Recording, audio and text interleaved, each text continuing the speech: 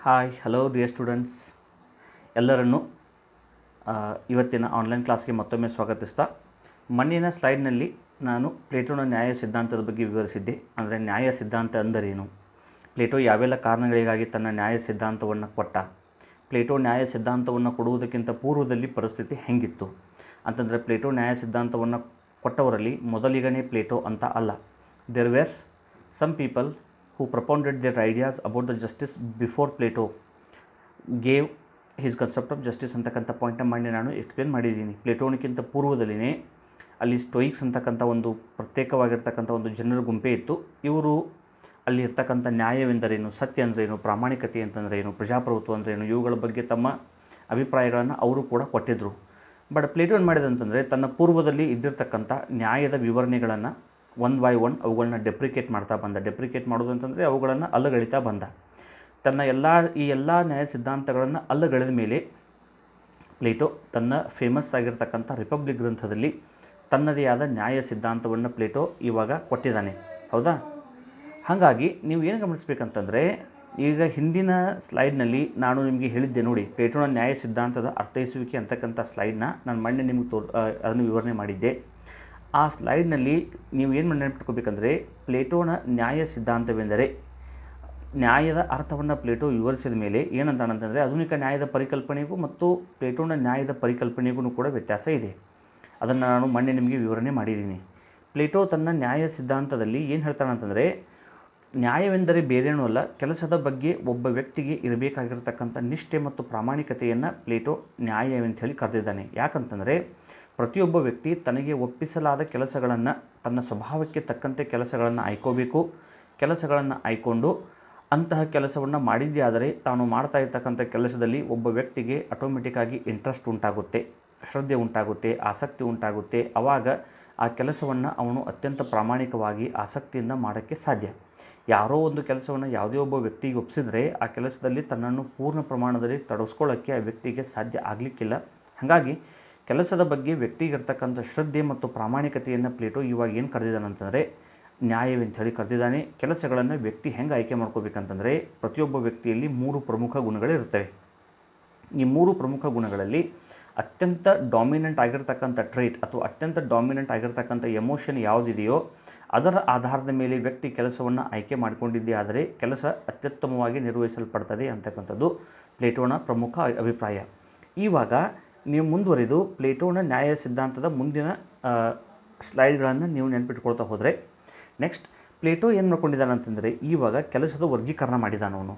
ನೀವೇನು point ನೆನಪಿಟ್ಕೊಳ್ಬೇಕಂತಂದರೆ, Plato ಕೆಲಸಗಳನ್ನು ಹೆಂಗೆ ಡಿವೈಡ್ ಮಾಡಿದ್ದಾನೆ ಅಂದರೆ, on the basis of the important trades particular person have ಅಂತಂದರೆ, ಯಾವ ರೀತಿಯ ಗುಣ ಅವನಲ್ಲಿ ಅಧಿಕ ಪ್ರಮಾಣದಲ್ಲಿದೆಯೋ ಆ ಗುಣಕ್ಕೆ ಅನುಸಾರವಾಗಿ ಪ್ಲೇಟೋ ಏನು ಮಾಡ್ಕೊಂಡಿದ್ದಾನೆ ಅಂದರೆ ಕೆಲಸಗಳನ್ನ ವರ್ಗೀಕರಣ ಮಾಡ್ತಾ ಬಂದಿದ್ದಾನೆ. ಪ್ಲೇಟೋ ವ್ಯಕ್ತಿ ಹೊಂದಿರುವ ಪ್ರಧಾನ ಗುಣ ಮತ್ತು ಅವನು ಆರಿಸಿಕೊಳ್ಳಬೇಕಾದ ಕೆಲಸಗಳನ್ನು ಈ ರೀತಿಯಾಗಿ ಅವನು ವರ್ಗೀಕರಿಸಿದ್ದಾನೆ. ಹೇಗೆ ಅಂತಂದರೆ, ಒಂದು ಕಡೆ ಗುಣ, ಇನ್ನೊಂದು ಕಡೆ ಕೆಲಸ ಅಥವಾ ವೃತ್ತಿ ಯಾವ್ದು ಮಾಡಬೇಕಂತೇಳಿ. ಫಾರ್ ಎಕ್ಸಾಂಪಲ್, ಲೋಭ ಅಥವಾ ಆಸೆ, ಈ ಗುಣ ಯಾರಲ್ಲಿ ಹೆಚ್ಚಿದೆಯೋ ಅಂದರೆ ಪ್ಲೇಟೋ ವ್ಯಕ್ತಿಯಲ್ಲಿರ್ತಕ್ಕಂಥ ಗುಣಗಳಲ್ಲಿ ಪ್ರಮುಖವಾಗಿ 3 ಗುಣಗಳನ್ನು ಗುರುತಿಸಿದ್ದಾನೆ. ವ್ಯಕ್ತಿಯಲ್ಲಿ 3 ಗುಣಗಳು ಇರ್ತಾವಂತಲ್ಲ, ವ್ಯಕ್ತಿಯಲ್ಲಿ ನಮ್ಮ ಹಿಂದೂ ಧರ್ಮದಲ್ಲಿ ನೀವು ತೊಗೊಂಡ್ರೆ ನಮ್ಮಲ್ಲಿ 9 ಥರದ ಗುಣಗಳು ಅಥವಾ ನವರಸಗಳಂತ ಕರಿತೀವಿ ನಾವು. ಕಾಮ, ಕ್ರೋಧ, ಮದ, ಮತ್ಸರ, ರಾಗ, ದ್ವೇಷ, ಇಂಥ 9 ಗುಣಗಳು ಅಥವಾ ನವರಸಗಳು ನಮ್ಮಲ್ಲಿ ವ್ಯಕ್ತಿಯಲ್ಲಿ ಇದಾವೆ ಅಂತೇಳಿ ನಮ್ಮ ಹಿಂದೂ ಧರ್ಮಗ್ರಂಥಗಳು ನಂಬ್ತವೆ. ಹೌದಾ? ಅದೇ ರೀತಿಯಾಗಿ ನೀವು ಪ್ರಾಚೀನ ಹಿಂದೂ ಧರ್ಮಗ್ರಂಥಗಳನ್ನ, ಫಾರ್ ಎಕ್ಸಾಂಪಲ್ ಮನು ಧರ್ಮಶಾಸ್ತ್ರವನ್ನು ನೀವೇನಾದರೂ ತೊಗೊಂಡ್ರೆ, ಮನುನು ಕೂಡ ಒಬ್ಬ ವ್ಯಕ್ತಿಯಲ್ಲಿ 3 ಪ್ರಧಾನ ಗುಣಗಳಿರ್ತವೆ. ಆ 3 ಪ್ರಧಾನ ಗುಣಗಳು ಯಾವ್ಯಾವ ಅಂತಂದರೆ, ಒಂದು ರಾಜಸ, ಇನ್ನೊಂದು ಒಂದು ಸತ್ವ, ಇನ್ನೊಂದು ರಾಜಸ, ಇನ್ನೊಂದು ತಾಮಸ. ಸತ್ವ ಅಂತಂದರೆ ಏನು? ಅತ್ಯಂತ ಒಳ್ಳೆಯ ಗುಣ. ರಾಜಸ ಅಂತಂದರೆ ಯಾವ ಗುಣ ನಮ್ಮನ್ನು ಆಶೆ ಆಕಾಂಕ್ಷೆಗಳ ಕಡೆಗೆ, ಲೋಭದ ಕಡೆಗೆ, ಸ್ವಾರ್ಥದ ಕಡೆಗೆ ಒಯ್ತದೋ ಅಂಥ ಗುಣವನ್ನು ನಾವು ರಾಜಸ ಅಂತ ಮನು ಕರೆದಿದ್ದಾನೆ. ಇನ್ನೊಂದು ಯಾವುದು ಅಂತಂದರೆ ತಾಮಸ. ತಾಮಸ ಅಂತಂದರೆ ಯಾವ ಗುಣ ನಮ್ಮಲ್ಲಿ ಅಜ್ಞಾನವನ್ನು, ಅನಕ್ಷರತೆಯನ್ನು, ನಮ್ಮಲ್ಲಿ ಇಂಡೋಲೆನ್ಸ್ ಅನ್ಕೋಬೋದು, ಇಗ್ನೋರೆನ್ಸ್ ಅನ್ಕೋಬೋದು, ಇಂತಹ ಗುಣಗಳನ್ನು ಯಾವುದು ಬೆಳೆಸುತ್ತದೆಯೋ ಅದನ್ನು ತಾಮಸ ಗುಣ ಅಂಥೇಳಿ ಮನು ಧರ್ಮಶಾಸ್ತ್ರ ಕೂಡ ಕರೆಯುತ್ತೆ. ಯಥಾವತ್ತಾಗಿ ಪ್ಲೇಟೋನು ಕೂಡ ವ್ಯಕ್ತಿಯಲ್ಲಿರ್ತಕ್ಕಂಥ ಗುಣಗಳನ್ನು ವ್ಯಕ್ತಿಯಲ್ಲಿ 3 ರೀತಿಯ ಪ್ರಧಾನ ಗುಣಗಳು ಇರ್ತವೆ ಅಂಥೇಳಿ ಕರೆದಿದ್ದಾನೆ. ಆ 3 ಪ್ರಮುಖ ಗುಣಗಳಲ್ಲಿ ಮೊದಲನೇ ಗುಣ ಯಾವುದಂತಂದರೆ ಲೋಭ ಅಥವಾ ಆಸೆ. ಅಥವಾ ಇದನ್ನು ನಾವು ಡಿಸೈರ್ ಅಂತಲೂ ಕೂಡ ಇಂಗ್ಲೀಷ್ನಲ್ಲಿ ಕರಿತೀವಿ, ಲೋಭ ಅಥವಾ ಆಸೆ. ಯಾರು ಹೆಚ್ಚಿನ ಪ್ರಮಾಣದಾಗಿ ಇದನ್ನು ಇನ್ನೊಂದು ಅರ್ಥದಲ್ಲಿ ಅಪೆಟೈಟ್ ಅಂತ ಪ್ಲೇಟೋ ಕರೆದಿದ್ದಾನೆ, ಅಪೆಟೈಟ್, ಹೌದಾ, ಇಂಗ್ಲೀಷ್ನಲ್ಲಿ ಅಪೆಟೈಟ್ ಅಂತಂದ್ರೂ ಕೂಡ ಲೋಭ ಅಥವಾ ಆಸೆ. ಹಾಗಾಗಿ ಯಾರಲ್ಲಿ ಲೋಭ ಅಥವಾ ಆಸೆ ಅಂತಕ್ಕಂಥ ಗುಣ ಹೆಚ್ಚಿನ ಪ್ರಮಾಣದಲ್ಲಿದೆಯೋ ಅವರು ಎಂತಹ ಕೃತ್ಯವನ್ನು ಮಾಡಬೇಕಂತಂದರೆ, ಅವರು ಎಂತಹ ಕಾರ್ಯವನ್ನು ನಿರ್ವಹಿಸಬೇಕಂತಂದರೆ ಅವರು ಉತ್ಪಾದನೆಯ ಕೆಲಸದಲ್ಲಿ ತೊಡಗಬೇಕು.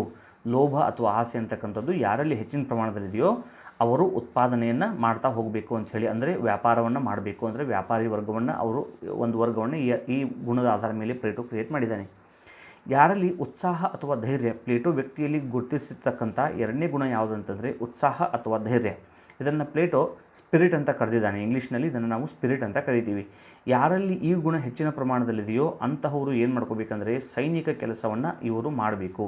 ಸೈನಿಕರಂತಂದರೆ ರಾಜ್ಯದ ರಕ್ಷಣೆಯ ಕೆಲಸವನ್ನು ಈ ವರ್ಗಗಳು ಮಾಡಬೇಕು. ಆಮೇಲೆ ಮೂರನೇದಾಗಿ ಜ್ಞಾನ ಅಥವಾ ಪಾಂಡಿತ್ಯ. ಪ್ಲೇಟೋ ಇದನ್ನು ನಾಲೆಜ್ ಅಥವಾ ವಿಸ್ಡಮ್ ಅಂತ ಕರೆದಿದ್ದಾನೆ. Knowledge, those people who are good in their knowledge they should rule the state or they should be the administrators. ಯಾರಲ್ಲಿ ಈ ಗುಣ ಹೆಚ್ಚಿನ ಪ್ರಮಾಣದಲ್ಲಿದೆಯೋ ಅವರು ಆಳುವ ವರ್ಗದವರಾಗಬೇಕು. ಅಂತಂದರೆ ಅವರು ರಾಜರಾಗಬೇಕು, ಮಂತ್ರಿಗಳಾಗಬೇಕು. ಆಳುವ ವರ್ಗದವರು ಯಾರಾಗಬೇಕಂತಂದರೆ ಜ್ಞಾನ ಅಥವಾ ಪಾಂಡಿತ್ಯ ಅಂತಕ್ಕಂಥದ್ದು ಯಾರಲ್ಲಿ ಹೆಚ್ಚಿನ ಪ್ರಮಾಣದಲ್ಲಿದೆಯೋ ಅವರು ಆಳುವ ವರ್ಗದವರು ಆಗಬೇಕಂತ ಹೇಳಿ ಪ್ಲೇಟೋ ಒಟ್ಟು 3 ಗುಣಗಳನ್ನು, ವ್ಯಕ್ತಿಯಲ್ಲಿರ್ತಕ್ಕಂಥ ಡಾಮಿನೆಂಟ್ ಗುಣಗಳನ್ನು ಹುಡುಕಿ ತೆಗೆದು ಆ 3 ಗುಣಗಳಲ್ಲಿ ಯಾವ ಗುಣ ಯಾರಲ್ಲಿ ಹೆಚ್ಚಿದೆಯೋ ಅವರು ಅಂತಹ ಕೆಲಸವನ್ನೇ ಆಯ್ಕೋಬೇಕು ಅಂಥೇಳಿ ಈ ರೀತಿ ಡಿವಿಷನ್ ಮಾಡಿದ್ದಾನೆ. ಅಂದರೆ ಲೋಭ ಅಥವಾ ಆಸೆ ಅಂತಕ್ಕಂಥದ್ದು ದೋಸ್ ಪರ್ಸನ್ಸ್, ಯಾವ ವ್ಯಕ್ತಿಗಳು ಇನ್ ಹೂಮ್ ಅಥವಾ ದೋಸ್ ಪರ್ಸನ್ಸ್ ಯಾವ ವ್ಯಕ್ತಿಗಳಲ್ಲಿ ಈ ಗುಣ ಅಂತಕ್ಕಂಥದ್ದು ಹೆಚ್ಚಿನ ಪ್ರಮಾಣದಲ್ಲಿದೆ, ಯಾವುದು ಲೋಭ ಅಥವಾ ಆಸೆ, ಅವರು ಏನಾಗ್ರಿ, ನೀವು ಸೋಲ್ಜರ್ಸ್, ನೀವು ಉತ್ಪಾದನಾ ವರ್ಗದವರಾಗ್ರಿ, ಅಂತಂದರೆ ನೀವು ಪ್ರೊಡಕ್ಷನ್ ವರ್ಕನ್ನು ನೀವು ಕೈಗೊಳ್ಳಿ. ಯಾರಲ್ಲಿ ಉತ್ಸಾಹ ಅಥವಾ ಧೈರ್ಯ ಅಂತಕ್ಕಂಥದ್ದು ಹೆಚ್ಚಿನ ಪ್ರಮಾಣದಲ್ಲಿದೆಯೋ ಅವರು ಸೈನಿಕರಾಗ್ರಿ. ಜ್ಞಾನ ಅಥವಾ ಪಾಂಡಿತ್ಯ ಇದ್ದವರು ಆಳುವ ವರ್ಗಕ್ಕೆ ಬಂದರೆ ಒಳ್ಳೆಯದು ಅಂಥೇಳಿ ಪ್ಲೇಟೋ ಈ ರೀತಿಯಾಗಿದ್ದ ಭಾವನೆಗಳನ್ನ ವ್ಯಕ್ತಪಡಿಸಿದ್ದಾನೆ. ಆದರೆ ಪ್ಲೇಟೋ ತಾನು ರೂಪಿಸಬೇಕೆಂದುಕೊಂಡಿದ್ದ ಸಮಾಜ ಅಥವಾ ಆದರ್ಶ ರಾಜ್ಯದಲ್ಲಿ ಒಟ್ಟು 3 ವರ್ಗಗಳಿದ್ದು ಇವುಗಳ ನಡುವೆ ಸ್ವಭಾವಕ್ಕೆ ತಕ್ಕಂತೆ ಕೆಲಸದ ಹಂಚಿಕೆ ಆಗಬೇಕೆಂದು ವಾದಿಸಿದ್ದಾನೆ. ಅಂದರೆ ಇವಾಗ ನೀವು ಏನು ನೆನಪಿಟ್ಕೋಬೇಕಂದ್ರೆ ಪ್ಲೇಟೋನ ಈ 3 ಗುಣಗಳ ಆಧಾರದ ಮೇಲೆ ಪ್ಲೇಟೋನ ಸಮಾಜ ಇವಾಗ ನಿರ್ಮಾಣ ಆಯಿತು.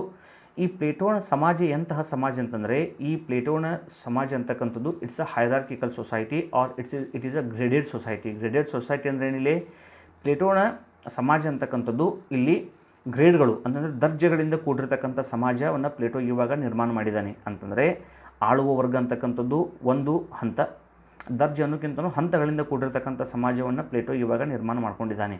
ಯಾಕೆ ಪ್ಲೇಟೋನ ಸಮಾಜವನ್ನು ನಾವು ದರ್ಜೆಯಿಂದ ಕೂಡಿರ್ತಕ್ಕಂಥ ಸಮಾಜ ಅಂತ ಕರೀದೆ, ಅದನ್ನು ನಾವು ಹಂತಗಳಿಂದ ಕೂಡಿರ್ತಕ್ಕಂಥ ಸಮಾಜ ಅಂತ ಕರೆದ್ರೆ ಬೆಟರ್ ಅಂತಕ್ಕಂಥದ್ದನ್ನು ನಾನು ನಿಮಗೆ ಮುಂದೆ ವಿವರಣೆ ಮಾಡ್ತೀನಿ. ಆದರೂ ಕೂಡ ಪ್ಲೇಟೋ 3 ಹಂತಗಳಿಂದ ಕೂಡಿರ್ತಕ್ಕಂಥ ಸಮಾಜವನ್ನು ಪ್ಲೇಟೋ ಇವಾಗ ರಚನೆ ಮಾಡಿದ. ಅವನ ಸಮಾಜದಲ್ಲಿ 3 ಹಂತಗಳು, ಒಂದು ಆಳುವ ವರ್ಗ ಅಂತಕ್ಕಂಥದ್ದು ಒಂದು ವರ್ಗ ಇವಾಗ ರೆಡಿ ಆಯಿತು.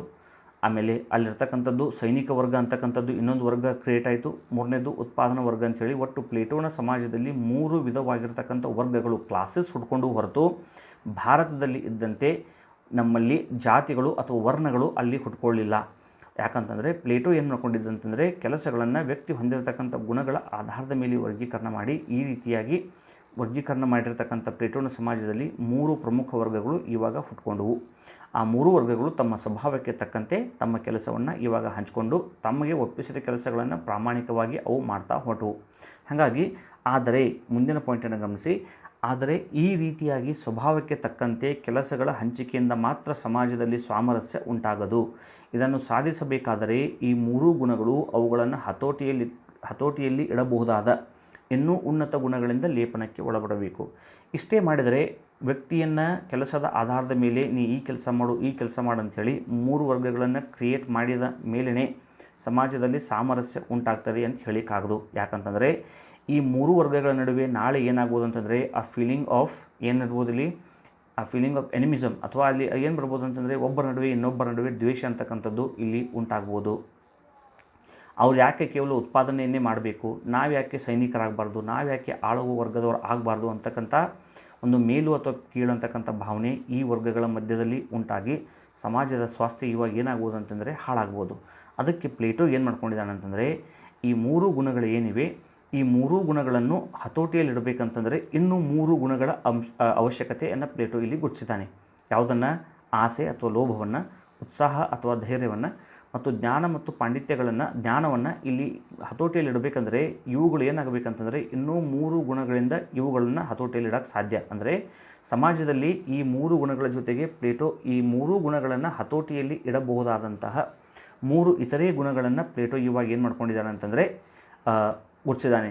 ಫಾರ್ ಎಕ್ಸಾಂಪಲ್, ಇವಾಗ ಈ 3 ಗುಣಗಳನ್ನು ನೀವು ಏನಾದರೂ ಕಬ್ಬಿಣ ಅಂತ ಭಾವಿಸಿದರೆ ಈ 3 ನೋಡಿ, ಯಾವುದೇ ಕಬ್ಬಿಣವನ್ನು ನೀವು ಆಮ್ಲಜನಕಕ್ಕೆ ತರದು ಬಿಟ್ಟರೆ ಅಥವಾ ಅದನ್ನು ಹಾಗೆ ಬಿಟ್ಟರೆ ಆ ಕಬ್ಬಿಣ ಎಷ್ಟೇ ಗಟ್ಟಿಯಾಗಿದ್ರೂ ಕೂಡ ಅದು ಗಾಳಿಯ ಸಂಪರ್ಕಕ್ಕೆ ಬಂದು ಮಳೆಯಲ್ಲಿ ತೊಯ್ದು ಅಥವಾ ಇನ್ನಿತರ ಮಾಯ್ಶ್ಚರ್ ಕಂಟೆಂಟ್ಗಳಿಗೆ ಒಳಗಾಗಿ ಎಂತಹ ಹಾರ್ಡ್ ಐರನ್ ಇದ್ದರೂ ಕೂಡ ಅದು ಹೇಗೆ ತುಕ್ಕು ಹಿಡಿಯುತ್ತೋ ಅದೇ ರೀತಿಯಾಗಿ ಈ 3 ಗುಣಗಳಿಗೂ ಕೂಡ ಈಗ ಈ 3 ಗುಣಗಳಿಗೂ ಕೂಡ ತುಕ್ಕು ಹಿಡಿಯುವುದು ಗ್ಯಾರಂಟಿ. ಯಾಕಂದರೆ ಆ 3 ಗುಣಗಳು ಹಾಗೇ ಇವೆ. ಈ 3 ಗುಣಗಳು ಕೂಡ ದುರ್ಮಾರ್ಗಕ್ಕೆ ವ್ಯಕ್ತಿಯನ್ನು ಒಯ್ಯೋದ್ರಲ್ಲಿ ಎರಡು ಮಾತಿಲ್ಲ. ಅದಕ್ಕಾಗಿ ಪ್ಲೇಟೋ ಏನು ಹೇಳಿದ್ದಾರೆ ಅಂತಂದರೆ, ಹೇಗೆ ಕಬ್ಬಿಣಕ್ಕೆ ನಾವು ಕಲರನ್ನು ಅಥವಾ ಪೇಂಟನ್ನು ಮಾಡಿದರೆ, ಲೇಪನವನ್ನು ಮಾಡಿದರೆ ಅದನ್ನು ರಸ್ಟಿಂಗ್ ಆಗದೇ ಇರೋ ಹಾಗೆ ತುಕ್ಕು ಹಿಡಿಯದೇ ಇರುವ ಹಾಗೆ ನಾವು ಅದನ್ನು ಹೇಗೆ ಕಾಪಾಡ್ಕೊಳ್ಬೋದು, ಈ 3 ಗುಣಗಳನ್ನು ನಾವು ಕಾಪಾಡ್ಕೊಳ್ಬೇಕಂತಂದರೆ ಈ 3 ಗುಣಗಳಿಗೂ ಕೂಡ ಇನ್ನೂ 3 ಕಲರ್ಗಳಿಂದ ನಾವು ಲೇಪನವನ್ನು ಮಾಡಬೇಕು. ಅಂತಂದರೆ ಆಸೆ ಅಥವಾ ಲೋಭ ಅಂತಕ್ಕಂಥ ಗುಣವನ್ನು ನಾವು ಎದರಿಂದ ಕಟ್ಟಿ ಹಾಕ್ಬೋದು ಅಂತಂದರೆ ಆತ್ಮ ಸಂಯಮದಿಂದ ನಾವು ಕಟ್ಟಿ ಹಾಕ್ಬೋದು. ಹೌದಾ? ಆಸೆ ಅಥವಾ ಅಪೆಟೈಟ್ ಅಂತಕ್ಕಂಥ ಗುಣ ಏನಿದೆ, ಈ ಅಪೆಟೈಟ್ ಅಂತಕ್ಕಂಥ ಗುಣವನ್ನು Plato the trait of appetite or the emotion of appetite it should be restricted or it should be restrained by temperance ಅಥವಾ ಆತ್ಮಸ್ಥೈರ್ಯದಿಂದ ಅಥವಾ ಆತ್ಮಸಂಯಮ ಅಂತಂದರೆ ಇಲ್ಲಿ ನಮ್ಮಲ್ಲಿರ್ತಕ್ಕಂಥ ಒಳಗಿನ ಅಂತರಾತ್ಮದ ಕಣ್ಣನ್ನು ತೆಗೆದು ನೋಡಿ, ಮನಸ್ಸಿನಲ್ಲಿ ಉಂಟಾಗ್ತಕ್ಕಂಥ ಆಸೆನೇ ಮಾತ್ರ ಇಂಪಾರ್ಟೆಂಟ್ ಅಲ್ಲ, ಲೋಭನ ಮಾತ್ರ ಇಂಪಾರ್ಟೆಂಟ್ ಅಲ್ಲ. ಇಲ್ಲಿ ಇವುಗಳ ನಡುವೆ ಉತ್ತಮವಾಗಿರ್ತಕ್ಕಂಥ ಲೋಭ ಯಾವುದು, ಒಳ್ಳೆಯ ಆಸೆ ಯಾವುದು, ದುರಾಸೆ ಯಾವುದು ಅಂತಕ್ಕಂಥದ್ದನ್ನು ನಾವು ಡಿಫ್ರೆನ್ಷಿಯೇಟ್ ಮಾಡಬೇಕಂತಂದರೆ ನಮಗೇನಿರಬೇಕಂತಂದರೆ ಆತ್ಮಸಂಯಮ ಅಥವಾ ಟೆಂಪರೆನ್ಸ್. ಆತ್ಮಸಂಯಮ ಅಂತಂದರೆ ನಮ್ಮ ಮೇಲೆ ನಮಗೆ ಕಂಟ್ರೋಲ್ ಅಂತಕ್ಕಂಥ ಒಂದು ಪರಿಕಲ್ಪನೆಯನ್ನೇ ನಾವು ಆತ್ಮಸಂಯಮ ಅಂತ ಹೇಳಿ ಕರಿತೀವಿ. ಎರಡನೇ ಭಾವನೆ ಯಾವುದಂತಂದರೆ ಈ ಭಾವನೆಯನ್ನು ಉತ್ಸಾಹ ಅಂತಕ್ಕಂಥ ಭಾವನೆಯನ್ನು ಇವಾಗ ನಾವು ಎದರಿಂದ ಕಂಟ್ರೋಲ್ ಮಾಡಬೇಕಂತಂದರೆ ಧೈರ್ಯದಿಂದ ಕಂಟ್ರೋಲ್ ಮಾಡ್ಕೊಳ್ಬೇಕು. ನಾವು ಉತ್ಸಾಹ ಅಂತಕ್ಕಂಥದ್ದು ಅತಿಯಾದ ಉತ್ಸಾಹ ಇರುತ್ತೆ. ಅತಿಯಾದ ಉತ್ಸಾಹವನ್ನು ನಾವು ಎದರಿಂದ ಕಂಟ್ರೋಲ್ ಮಾಡಬೇಕಂತಂದರೆ ಧೈರ್ಯ ಅಂತಕ್ಕಂಥ ಗುಣದಿಂದ ನಾವು ಕಂಟ್ರೋಲ್ ಮಾಡಿದ್ದೇ ಆದರೆ ಈ ಗುಣನೂ ಕೂಡ ತನ್ನ ಎಲ್ಲೇ ಮೀರದೆ ಹೊರಗಡೆ ಹೋಗದೆ ಏನೋ ಡಿಫೆಕ್ಟ್ಸ್ಗಳನ್ನು ಉಂಟು ಮಾಡದೆ ಸರಿಯಾಗಿ ಕೆಲಸ ನಿರ್ವಹಿಸ್ತದೆ ಅಂತ ಇವಾಗ ಪ್ಲೇಟೋ ಏನು ಮಾಡ್ಕೊಂಡಿದ್ದಾನೆ ಅಂತಂದರೆ ಉತ್ಸಾಹ ಅಂತಕ್ಕಂಥ ಗುಣವನ್ನು ಧೈರ್ಯದಿಂದ ಏನು ಮಾಡ್ಕೋಬೇಕು, ಲೇಪನ ಮಾಡಬೇಕು. ಮೂರನೇದಾಗಿ ಜ್ಞಾನ ಅಂತಕ್ಕಂಥ ಗುಣವನ್ನು ಪಾಂಡಿತ್ಯದಿಂದ ಲೇಪನ ಮಾಡಬೇಕು. ಜ್ಞಾನಕ್ಕೂ ಪಾಂಡಿತ್ಯಕ್ಕೂ ಅಗಾಧ ಪ್ರಮಾಣದ ವ್ಯತ್ಯಾಸ ಇದೆ. ಜ್ಞಾನ ಮತ್ತು ಪಾಂಡಿತ್ಯ ಎರಡೂ ಒಂದೇ ಅಲ್ಲ. ಜ್ಞಾನವನ್ನು ಇಂಗ್ಲೀಷ್ನಲ್ಲಿ ನಾವು ನಾಲೆಜ್ ಅಂತ ಕರೆದಿದ್ದೀವಿ, ಬಟ್ ಪಾಂಡಿತ್ಯವನ್ನು ನಾವು ವಿಸ್ಡಮ್ ಅಂತ ಕರಿತೀವಿ. ನಿಮ್ಮ ನಾಲೆಜ್ ಫೇಲ್ ಆಗ್ಬೋದು, ಬಟ್ ನಿಮ್ಮ ವಿಸ್ಡಮ್ ಯಾವತ್ತೂ ಕೂಡ ಫೇಲ್ ಆಗೋದಕ್ಕೆ ಸಾಧ್ಯನೇ ಇಲ್ಲ.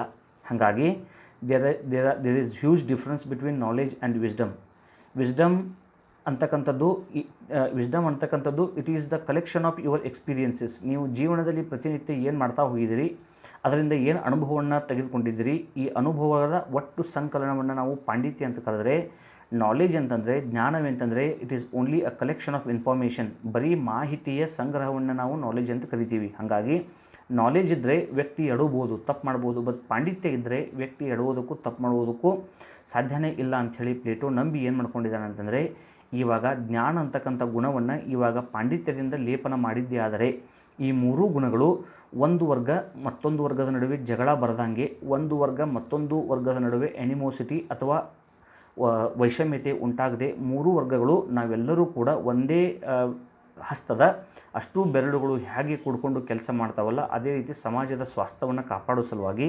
ಸಮಾಜದ ಉನ್ನತೀಕರಣಕ್ಕೆ ನಾವು 3 ಜನ ಕೂಡಿ ಕೆಲಸ ಮಾಡಿದ್ರೆ ನಮ್ಮದು ಆದರ್ಶ ರಾಜ್ಯ ನಿರ್ಮಾಣ ಆಗುತ್ತೆ ಅಂತಕ್ಕಂಥ ಒಂದು ಒಗ್ಗಟ್ಟಿನ ಭಾವನೆಯಿಂದ ಈ 3 ಜನ ಆವಾಗ ವರ್ಕ್ ಮಾಡೋಕ್ಕೆ ಸಾಧ್ಯ ಇದೆ. ಯಾವಾಗ ಆಸೆ ಅಂತಕ್ಕಂಥ ಗುಣವನ್ನು ಆತ್ಮಸಂಯಮದಿಂದ, ಭಾವನೆ ಅಥವಾ ಉತ್ಸಾಹ ಅಂತಕ್ಕಂಥ ಗುಣವನ್ನು ಇವಾಗ ಧೈರ್ಯದಿಂದ, ಜ್ಞಾನ ಅಂತಕ್ಕಂಥ ಗುಣವನ್ನು ಪಾಂಡಿತ್ಯದಿಂದ ಲೇಪನವನ್ನು ಮಾಡಿದ್ದೇ ಆದರೆ ಈ 3 ವರ್ಗಗಳು ಒಂದಕ್ಕೊಂದು ಪೂರಕವಾಗಿ, ಒಂದಕ್ಕೊಂದು ಇಂಟರ್ ರಿಲೇಟೆಡ್ ಆಗಿ, ಒಂದಕ್ಕೊಂದು ಇಂಟರ್ ಕೋಆಪರೇಟಿವ್ ಆಗಿ ಕೆಲಸ ಮಾಡೋಕ್ಕೆ ಸಾಧ್ಯ ಇದೆ ಅಂಥೇಳಿ ಪ್ಲೇಟೋ ತನ್ನ ನ್ಯಾಯ ಸಿದ್ಧಾಂತದಲ್ಲಿ ಹೇಳಿದ್ದಾನೆ. ಇದರೊಂದಿಗೆ ಪ್ಲೇಟೋ ಸಾಮಾಜಿಕ ನ್ಯಾಯವು ಸಾಧಿಸಬೇಕಾದ ಈ 4 ತತ್ವಗಳನ್ನು ಪಾಲಿಸಬೇಕು ಎಂದಿದ್ದಾನೆ. ಇದರ ಜೊತೆಗೆ ಅತ್ಯಂತ ಮಹತ್ವದ ಪಾಯಿಂಟನ್ನು ನೀವು ನೆನಪಿಟ್ಕೊಳ್ಳಿ. ಇವಾಗ ಏನು ಮಾಡಬೇಕಂತಂದರೆ ಸಮಾಜದಲ್ಲಿ ನ್ಯಾಯವನ್ನು ಸ್ಥಾಪನೆ ಮಾಡಬೇಕಂತಂದರೆ ಒಟ್ಟು 3 ವರ್ಗಗಳು ನಿರ್ಮಾಣ ಆಗಬೇಕು. ಈ 3 ವರ್ಗಗಳು 3 ಪ್ರಮುಖ ಗುಣಗಳ ಆಧಾರದ ಮೇಲೆ ನಿರ್ಮಾಣ ಆಗಬೇಕು. ಈ ನಿರ್ಮಾಣವಾಗಿರ್ತಕ್ಕಂಥ ವರ್ಗಗಳ ನಡುವೆ ಸಹಕಾರ, ಸ್ನೇಹ, ಉತ್ತಮವಾಗಿರ್ತಕ್ಕಂಥ ಬಾಂಧವ್ಯ ಇರಬೇಕಂತಂದರೆ ಈ ಮೂರೂ ಗುಣಗಳು ಅವುಗಳಿಗಿಂತ ಉನ್ನತವಾಗಿರ್ತಕ್ಕಂಥ 3 ಗುಣಗಳಿಂದ ಲೇಪನ ಮಾಡಲ್ಪಡಬೇಕು. ಅಂದರೆ ಆಸೆ ಅಥವಾ ಲೋಭ ಅಂತಕ್ಕಂಥದ್ದು ಆತ್ಮಸಂಯಮದಿಂದ, ಉತ್ಸಾಹ ಅಂತಕ್ಕಂಥದ್ದು ಧೈರ್ಯದಿಂದ, ಜ್ಞಾನ ಅಂತಕ್ಕಂಥದ್ದು ಪಾಂಡಿತ್ಯದಿಂದ ಲೇಪನ ಮಾಡಲ್ಪಟ್ಟರೆ ಈ 3 ಗುಣಗಳು ಏನಾಗೋದಿಲ್ಲ ಅಂತಂದರೆ ಡಿರೇಲ್, ದಟ್ ಮೀನ್ಸ್ ತಮ್ಮ ಟ್ರ್ಯಾಕನ್ನು ಬಿಟ್ಟು ಕೆಳಗಡೆ ಇಳಿಯೋದಿಲ್ಲ. ಇಲ್ಲಂತಂದರೆ ಈ 3 ಗುಣಗಳು ನಾಳೆ ಏನಾಗ್ತಾವೆ ಅಂತಂದರೆ these virtues definitely become voices. ಅಂದರೆ ಈ 3 ಗುಣಗಳು ನಾಳೆ ದುರ್ಗುಣಗಳಾಗ್ತವೆ. ಯಾವಾಗ? ಲೋಭ ಅಂತಕ್ಕಂಥದ್ದು ಆತ್ಮ ಸಂಯಮದಿಂದ ಲೇಪನ ಮಾಡಲ್ಪಡದಿದ್ದರೆ, ಭಾವನೆ ಅಥವಾ ಉತ್ಸಾಹ ಅಂತಕ್ಕಂಥದ್ದು ಧೈರ್ಯದಿಂದ ಲೇಪನ ಮಾಡಲ್ಪಡದಿದ್ದರೆ, ಜ್ಞಾನ ಅಂತಕ್ಕಂಥದ್ದು ಪಾಂಡಿತ್ಯದಿಂದ ಲೇಪನ ಮಾಡಲ್ಪಡದಿದ್ದರೆ ಈ 3 ಗುಣಗಳು ಮುಂದೊಂದು ದಿನ ದುರ್ಗುಣಗಳಾಗಿ ಪರಿವರ್ತನೆಯಾಗುವುದರಲ್ಲಿ ಯಾವುದೇ ಅನುಮಾನವಿಲ್ಲವಂಥೇಳಿ ಪ್ಲೇಟೋ ನಂಬಿಕೆ ಇಟ್ಟಿದ್ದಾನೆ. ಹಾಗಾಗಿ ಇದರ ಜೊತೆಗೆ ಪ್ಲೇಟೋ ಏನು ಮಾಡಿದ್ದಾನೆ ಅಂತಂದರೆ ಇದಷ್ಟೇ ಮಾಡಿದರೆ ಸಾಲದು, ನ್ಯಾಯ ಅಂತಕ್ಕಂಥದ್ದು ಸ್ಥಾಪನೆ ಆಗಬೇಕಂತಂದರೆ ಸಮಾಜದಲ್ಲಿ 4 ಪ್ರಮುಖವಾಗಿರ್ತಕ್ಕಂಥ ತತ್ವಗಳನ್ನು ಆ ಸಮಾಜ ಪಾಲಿಸಬೇಕು. ಯಾವ ಸಮಾಜ? ಪ್ಲೇಟೋ ಇವಾಗ ಏನು ಸ್ಥಾಪನೆ ಮಾಡೋಕ್ಕೆ ಹೊಟ್ಟಿದ್ದಾನಲ್ಲ, ಈ ಸಮಾಜದಲ್ಲಿ ಕೇವಲ ಕೆಲಸ ಅಂತಕ್ಕಂಥದ್ದು ಬರೀ ಡಿವಿಷನ್ ಆದರೆ ಸಾಲದು. ವ್ಯಕ್ತಿಗಳ ಸ್ವಭಾವಕ್ಕೆ ತಕ್ಕಂತೆ ಕೆಲಸವನ್ನು ನಾವು ಡಿವಿಷನ್ ಮಾಡಿದರೆ ಸಾಲಿಲ್ಲ. ಈ ಗುಣಗಳನ್ನು ನಾವು ಅವಾಗಿಂತ ಹೈಯರ್ ವರ್ಚುಗಳಿಂದ ನಾವು ಲೇಪನ ಮಾಡಿದರೆ ಸಾಲೋದಿಲ್ಲ. ಅದರ ಜೊತೆಗೆ ನ್ಯಾಯ ಸ್ಥಾಪನೆಯಾಗಬೇಕಂತಂದರೆ ಇನ್ನೂ ಪ್ರಮುಖವಾಗಿರ್ತಕ್ಕಂಥ ಒಂದು 4 ತತ್ವಗಳು ಸಮಾಜದಲ್ಲಿ ಪಾಲನೆಯಾದರೆ ಅತ್ಯುತ್ತಮವಾಗಿರ್ತಕ್ಕಂಥ ಒಂದು ಆದರ್ಶ ಸಮಾಜ ಮತ್ತು ಆದರ್ಶ ರಾಜ್ಯ ನಿರ್ಮಾಣ ಆಗುತ್ತೆ ಅಂತ ಹೇಳಿ ಪ್ಲೇಟೋ ನಂಬಿದ್ದಾನೆ. ಮೊದಲನೇದಾಗಿ ಏನಾಗಬೇಕಂತಂದರೆ 4 ಪ್ರಮುಖವಾಗಿರ್ತಕ್ಕಂಥ ತತ್ವಗಳು ಏನು ಪಾಲನೆ ಆಗಬೇಕಂತಂದರೆ ಆ್ಯಸ್ ಯೂಜುವಲ್ ನಿಮ್ಗೆ ಗೊತ್ತೇ ಇದೆ, ಫಸ್ಟ್ ಕೆಲಸದ ವಿಭಜನೆ ಆಗಬೇಕು. ಕೆಲಸದ ವಿಭಜನೆ ಹೇಗೆ? ವ್ಯಕ್ತಿ ಹೊಂದಿರತಕ್ಕಂಥ ಅತ್ಯಂತ ಪ್ರಧಾನ ಗುಣವನ್ನು ಆಧಾರವಾಗಿಟ್ಕೊಂಡು ಆಯಾ ವ್ಯಕ್ತಿಗೆ ಕೆಲಸವನ್ನು ವಹಿಸಿಕೊಡುವುದು. ಈ ರೀತಿಯಾಗಿ ಕೆಲಸವನ್ನು ವಹಿಸಿಕೊಟ್ಟ ವ್ಯಕ್ತಿಗಳಿಂದ ಕೂಡಿಕೊಂಡಿರ್ತಕ್ಕಂಥ ಒಂದು ಗುಂಪು ರೆಡಿಯಾಗುತ್ತೆ. ಒಂದು ಗುಂಪು ಆಳುವ ವರ್ಗವಾಗಿ, ಒಂದು ಗುಂಪು ಸೈನಿಕ ವರ್ಗವಾಗಿ, ಇನ್ನೊಂದು ಗುಂಪು ಉತ್ಪಾದನಾ ವರ್ಗವಾಗಿ ಇವಾಗ ಏನಾಗ್ತವೆ ಅಂತಂದರೆ ಇಲ್ಲಿ ತಮ್ಮ ಕೆಲಸವನ್ನು ಪ್ರಾರಂಭಿಸ್ತವೆ. ಸೆಕೆಂಡ್ ಅಂತಂದರೆ ಕೆಲಸದ ವೈಶಿಷ್ಟ್ಯೀಕರಣ, that means specialisation of functions. Specialisation of functions ಅಂತಂದರೆ ಯಾವ ವ್ಯಕ್ತಿಗಳಿಗೆ, ಯಾವ ವರ್ಗಕ್ಕೆ ಯಾವ ಕೆಲಸವನ್ನು ಹಂಚಿಕೊಡಲಾಗಿದೆಯೋ ಅವರ ಸ್ವಭಾವಕ್ಕೆ ತಕ್ಕಂತೆ ಈ ಕೆಲಸದಲ್ಲಿ ಅವರು ನೈಪುಣ್ಯತೆಯನ್ನು ಸಾಧಿಸಬೇಕು. ಕೆಲಸದಲ್ಲಿ ವೈಶಿಷ್ಟ್ಯೀಕರಣ, ಸ್ಪೆಷಲೈಸೇಷನ್ ಆಫ್ ಫಂಕ್ಷನ್ಸ್ ಅಂತಕ್ಕಂಥದ್ದು ಯಾವಾಗ ಉಂಟಾಗುತ್ತೆ ಅಂತಂದರೆ ನೀವು ಒಂದೇ ಕೆಲಸವನ್ನು ಕಾಯ ವಾಚ ಮನಸ ಪುನರಾವರ್ತನೆ ಮಾಡಿದರೆ, ಪದೇ ಪದೇ ದಿನಂಪ್ರತಿ ಅದೇ ಕೆಲಸವನ್ನು ಮಾಡ್ತಾ ಹೋದರೆ, ಪ್ರಾಕ್ಟೀಸ್ ಮಾಡಿದಂಗೆ ಅದೇ ಕೆಲಸದಲ್ಲಿ ನಿಮಗೆ ಸ್ಪೆಷಲೈಸೇಷನ್ ಬರುತ್ತೆ. ಹೌದಾ?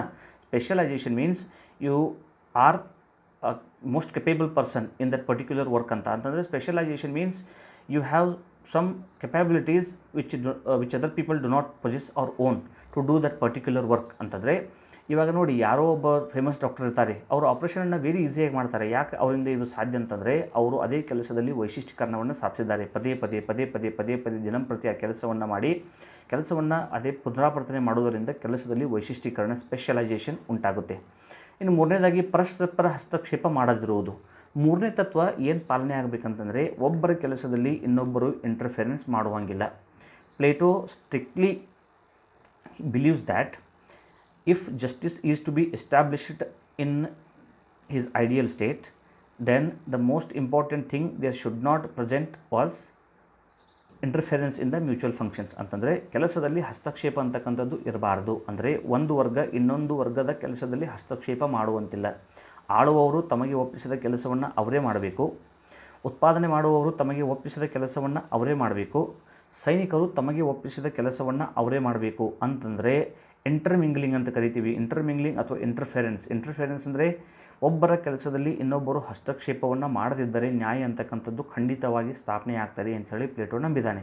ಇನ್ನು ನಾಲ್ಕನೇದು ಸಾಮಾಜಿಕ ಸಾಮರಸ್ಯ. ಬರೀ ಇಷ್ಟೇ ಆದರೆ ಸಾಲಲ್ಲ, ಕೆಲಸದ ವಿಭಜನೆ ಆಯಿತು, ಕೆಲಸದಲ್ಲಿ ವೈಶಿಷ್ಟ್ಯೀಕರಣವೂ ಸಾಧಿಸಿದ್ದಾಯಿತು, ಪರಸ್ಪರ ಹಸ್ತಕ್ಷೇಪ ಮಾಡದಂತೆ ತಡೆದಿದ್ದು ಆಯಿತು. ಇವೆಲ್ಲವುಗಳು ಆಚೆಗೆ ಸಮಾಜದಲ್ಲಿ ಏನು ಮಾಡಬೇಕಂತಂದರೆ ಸಾಮರಸ್ಯ ಉಂಟಾಗಬೇಕು. ಸಾಮರಸ್ಯ ಅಂತಕ್ಕಂಥದ್ದು ಹೆಂಗೆ ಉಂಟಾಗಬೇಕಂತಂದರೆ ಈ ಮೇಲಿನ ಗುಣಗಳು ಅವುಗಳಿಗಿಂತ ಉನ್ನತ ಗುಣಗಳಿಂದ ಲೇಪನ ಮಾಡಲ್ಪಟ್ಟಾಗ ಖಂಡಿತವಾಗಿಯೂ ನಾವೆಲ್ಲರೂ ಕೂಡ ಒಂದೇ ಸಮಾಜಕ್ಕೆ ಸೇರಿದವರು, ನಾವೆಲ್ಲರೂ ಕೂಡ ನಮ್ಮ ಮುಖ್ಯ ಗುರಿ ಆದರ್ಶ ರಾಜ್ಯವನ್ನು ನಿರ್ಮಾಣ ಮಾಡುವುದಾಗಿದೆ ಅಂಥೇಳಿ ಅಲ್ಲಿರ್ತಕ್ಕಂಥ ಸಮಾಜದ ವ್ಯಕ್ತಿಗಳ ಮನಸ್ಸಿನಲ್ಲಿ ಈ ಭಾವನೆ ಉಂಟಾಗಿ ಸಾಮಾಜಿಕ ಸಾಮರಸ್ಯ ಅಂತಕ್ಕಂಥದ್ದು ಖಂಡಿತ ಉಂಟಾಗುತ್ತೆ. ಈ 4 ಗುಣಗಳು ಇದ್ದರೆ ಆದರ್ಶ ರಾಜ್ಯ ಅಂತಕ್ಕಂಥದ್ದು, ಈ 4 ತತ್ವಗಳನ್ನು ಪಾಲಿಸಿದರೆ ಆದರ್ಶ ರಾಜ್ಯ ಅಂತಕ್ಕಂಥದ್ದು ತಂತಾನೇ ರೆಡಿಯಾಗುತ್ತೆ ಅಂಥೇಳಿ ಪ್ಲೇಟೋ ಇವಾಗ ಬಲವಾಗಿ ನಂಬಿದ್ದಾನೆ.